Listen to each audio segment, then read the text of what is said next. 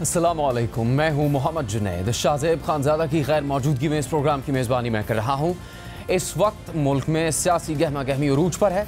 एक तरफ मुल्क को सियासी अदम इस्तेहकाम का सामना है तो दूसरी तरफ संगीन मुआशी बहरान का।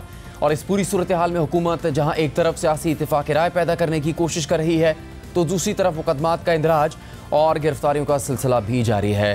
कल वज़ीर आज़म शहबाज शरीफ ने अहम कौमी चैलेंजेस पर तमाम सियासी कायदीन को एक मेज़ पर बिठाने के लिए 7 फरवरी को ऑल पार्टीज कॉन्फ्रेंस बुलाने का फैसला किया और इस हवाले से नून लीग की तरफ से अपने देरीना हरीफ तहरीक इंसाफ के चेयरमैन इमरान खान को भी शिरकत की दावत दी गई।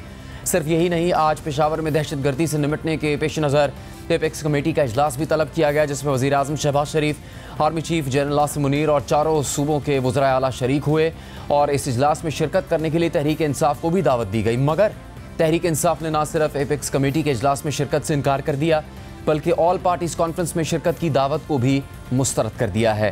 तहरीक इंसाफ के रहनुमा असद उमर ने आज लाहौर हाई कोर्ट के बाहर गुफ्तगू करते हुए कहा कि हम ऑल पार्टीज कॉन्फ्रेंस में नहीं जा रहे। एक तरफ हमारे रहनुमाओं को गिरफ्तार किया जा रहा है और दूसरी तरफ साथ मिल बैठने का ड्रामा किया जा रहा है। वही तहरीक इंसाफ जिसके लीडर्स को, जिनके साथियों को, जिनके हक में आवाज उठाने वाले सहाफियों को कैद किया जा रहा है, रातों रात उठाया जा रहा है। अब ये कौम को ये बेवकूफ बनाने की कोशिश कर रहे हैं कि जी हम तो चाहते हैं कि पूरी कौम मिलकर साथ चले। इनको शर्म आनी चाहिए। ये ड्रामे करने छोड़े। नहीं जा रही। जबकि साबिक स्पीकर कौमी असम्बली असद कैसर ने एपेक्स कमेटी में शिरकत करने के लिए हुकूमती दावत पर रद्दअमल देते हुए कहा है कि हम पार्टी की हैसियत में इस इजलास में शिरकत नहीं कर सकते क्योंकि हुकूमत हमारे खिलाफ क्रैकडाउन कर रही है। कल रात सादिक साहब फॉर्मर स्पीकर है, उसने मुझे कंटेक्ट किया था। उसने मुझे एपेक्स कमेटी के लिए दावत दी। फिर मैंने इसके लिए जो ना, क्योंकि बहुत लेट ही था, 11 बजे के बाद ही था, तो फिर कोई अवेलेबल नहीं था। बहरहाल फिर खान साहब से बात हो गई थी। जैसे पार्टी हम नहीं आ सकते थे क्योंकि पार्टी की लिहाज से जो PDM है वो मुकम्मल तौर पर PTI के खिलाफ क्रैक डाउन कर रही है, PTI के खिलाफ इंतकामी कार्रवाई कर रही है। हुकूमत की रिस्पॉन्सिबिलिटी ये होती है कि वो पहले जो है ना एक माहौल बना ले, एक इन्वायरमेंट क्रिएट करे, और ये इस वक्त कौमी यकजहती की जरूरत है। जबकि वज़ीर आज़म शहबाज शरीफ ने आज एपेक्स कमेटी से खिताब करते हुए कहा कि जिन्होंने पाकिस्तान के खिलाफ जुल्म का बाजार गर्म किया, इमरान खान उनको सेटल करवाना चाहते थे मगर मुल्की मसाइल पर अपनों से हाथ मिलाने के लिए तैयार नहीं है।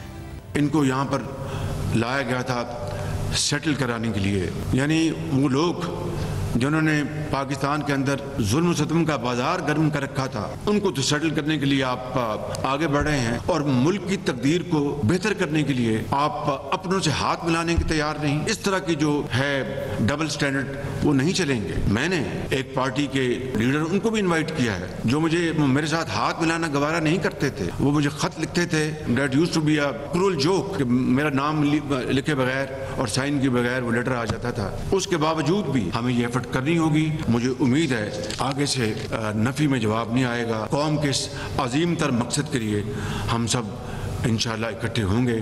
हुकूमत का दावा है कि हम सियासी इत्तेफाक राय पैदा करने की कोशिश कर रहे हैं, जबकि तहरीक इंसाफ का मौक़िफ़ है कि जहां एक तरफ गिरफ्तारियों का सिलसिला जारी हो, इस दौरान हम हुकूमत के साथ बैठने के लिए तैयार नहीं। अहम बात यह है कि हाल ही में फवाद चौधरी की गिरफ्तारी और जमानत के बाद अब इमरान खान के इत्तेहादी और अवामी मुस्लिम लीग के सरबराह शेख रशीद को गिरफ्तारी का सामना है और वो इस वक्त आसिफ अली जरदारी पर इमरान खान को कत्ल करवाने की साजिश के इल्ज़ाम में इस्लामाबाद पुलिस के पास 2 रोज़ा जिस्मानी रिमांड पर है।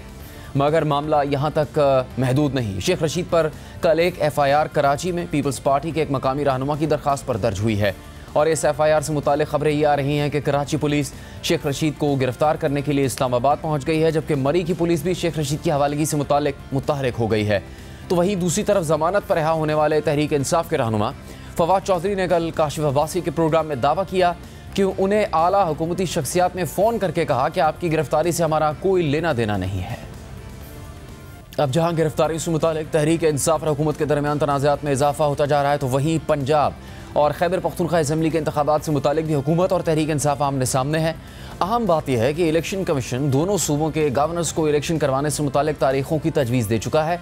पंजाब में इलेक्शन करवाने की तजवीज़ 9 से 13 अप्रैल की है, जबकि खैबर पख्तूनख्वा में इलेक्शन करवाने के लिए 15 से 17 अप्रैल की तजवीज़ दी गई है। मगर अब तक दोनों सूबों के गवर्नर्स ने इलेक्शन करवाने के लिए तारीख का ऐलान नहीं किया। खैबर पख्तूनख्वा के गवर्नर हाजी गुलाम अली इलेक्शन कमीशन को ख़त लिख चुके हैं कि दहशतगर्दी के पेश नज़र सूबे में इंतखाबात करवाने से पहले कानून नाफिज करने वाले इदारों से मशावरत की जाए। जबकि पंजाब के गवर्नर बलीगुर रहमान ने भी इलेक्शन की तारीख देने से इनकार कर दिया है।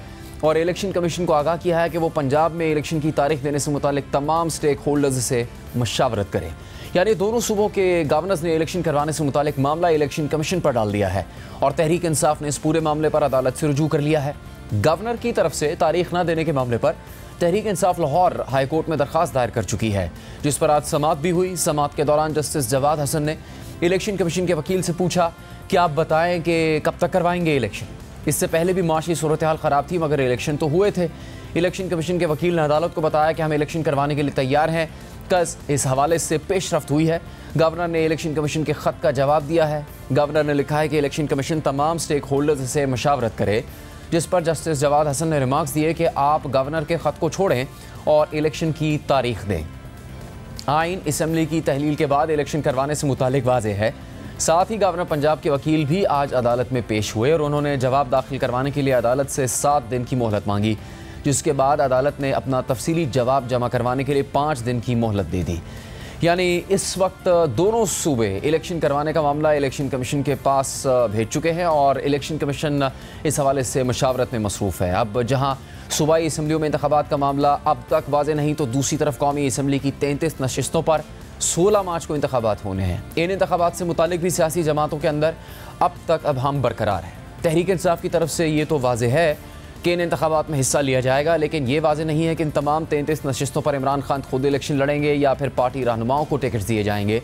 इस हवाले से अब तक हतमी फैसला होना बाकी है, क्योंकि पहले तहरीक इंसाफ ने ऐलान किया था कि तमाम 33 नशिस्तों से इमरान खान इलेक्शन में हिस्सा लेंगे, मगर फिर आज खबरें आई कि इमरान खान ज़मीनी इंतखाबात में हिस्सा नहीं लेंगे, बल्कि PTI के साबिका अरकान कौमी असम्बली ही हिस्सा लेंगे। दूसरी तरफ नून लीग के रहनुमा इनफरादी सतह पर इन इंतखाबात का बॉयकॉट करने के लिए जोर देते रहे हैं, मगर अब तक नून लीग के पार्टी सतह पर कोई वाज़ेह फैसला सामने नहीं आया।